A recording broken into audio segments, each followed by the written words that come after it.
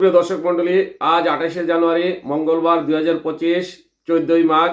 জানাচ্ছি পত্রিকাগুলোর প্রধান প্রধান শিরোনাম। সর্বপ্রথম ইত্তেফাক।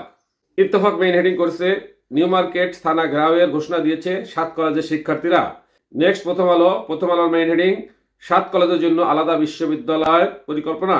এরপর যুগান্তরের মেইন হেডিং সরকার উৎখাতে চক্রান্ত, কারাগারে বসেই চলছে নানা তৎপরতা। নেক্সট ভোরের কাগজের মেইন হেডিং সাবেক মেয়র তাপসের মতো তার স্ত্রীও রহস্যজনক 100 কোটি টাকার মালিক। নেক্সট জনকণ্ঠের মেইন হেডিং ট্রাম্পের সঙ্গে মোদির ফোনালাপ, কি ছিল সেই কথোপকথনে।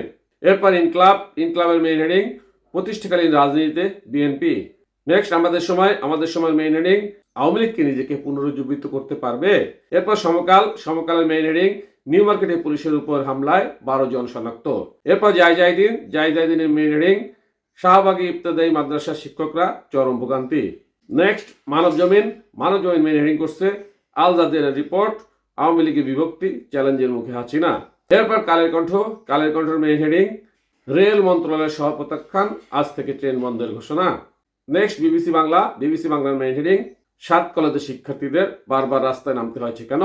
এই ছিল পত্রিকাগুলোর প্রধান প্রধান শিরোনাম। এখন চলে যাচ্ছি যে কোনো একটি সংবাদের বিশ্লেষণে। দর্শক মন্ডলী, মেইন হেডিং এ জানিয়েছিলাম রেল মন্ত্রণালয়ের সহ প্রত্যাখ্যান, আজ থেকে ট্রেন বন্ধের ঘোষণা। রানিং স্টাফদের দাবির বিষয় ও অর্থ মন্ত্রণালয়ের পাঠানো মতামতের ভিত্তিতে একটি সভা ডেকেছিল রেলপথ মন্ত্রণালয়, কিন্তু দাবির বিষয়ে অনড় থাকায় গতকাল সোমবারের সভায় যোগ দেননি রেলওয়ের রানিং স্টাফরা। একই সঙ্গে রানিং স্টাফরা আজ মঙ্গলবার থেকে অনির্দিষ্টকালের জন্য কর্মবিরতির যে ঘোষণা দিয়েছেন সেটি বহাল থাকবে। দেখেন, এটা যদি বহাল থাকে আসলেই যোগাযোগ ব্যবস্থার অনেক সমস্যা হবে, সাধারণ জনগণও অনেক ভোগান্তিতে পড়বে। জানতে চাইলে বাংলাদেশ রেলওয়ের রানিং স্টাফ ও শ্রমিক কর্মচারী সমিতির সাধারণ সম্পাদক মোহাম্মদ মুজিবুর রহমান কালের কণ্ঠকে বলেন, আমরা রেল মন্ত্রণালয় সভা প্রত্যাখ্যান করেছি। আমাদের কোনো কর্মচারী সভায় অংশগ্রহণ করেননি। আমরা জানতে পেরেছি আমাদের দাবি মানা হবে না, আমাদের কাছে আরও সময় চাওয়া হবে, সেজন্য আমরা আলোচনা প্রত্যাখ্যান করেছি।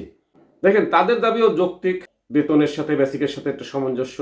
যাই হোক, সমস্যা দ্রুত সমাধান হোক, যোগাযোগ ব্যবস্থার উন্নতি ঘটুক। সাথে থাকার জন্য ধন্যবাদ। আসসালামু আলাইকুম।